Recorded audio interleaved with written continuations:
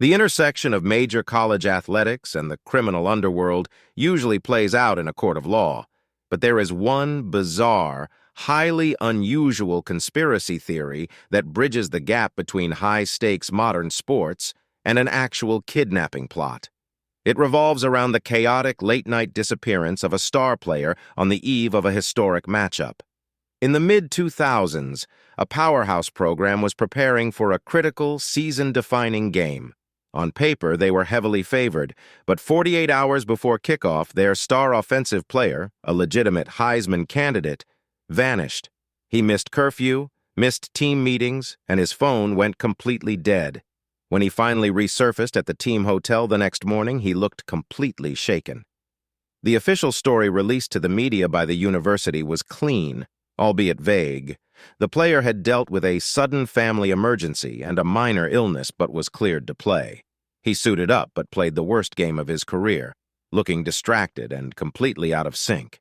His team lost in a massive upset. The official narrative quickly faded, but behind closed doors, a wilder story began to leak through campus channels. The conspiracy suggests that the star player wasn't sick at all.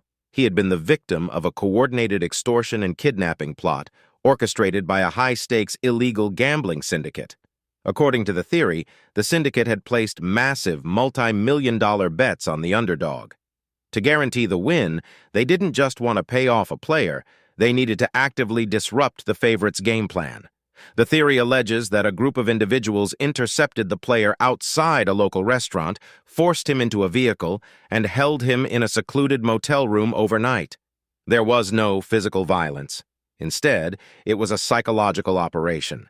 The captors allegedly laid out a stark ultimatum. If he didn't play poorly, or if he alerted the police, his family's safety would be compromised. They released him just hours before the game, knowing the sheer exhaustion and panic would do the work for them. The university allegedly found out about the ordeal right before kickoff, but rather than involving federal authorities and sparking a massive scandal that would forfeit their season and ruin the school's reputation, the athletic department supposedly chose to bury the incident, play the game, and handle the aftermath internally. While the public accepted the family emergency excuse, the rumor remains a legendary piece of college football lore, a story of a game that wasn't won on the field but decided in a quiet motel room the night before.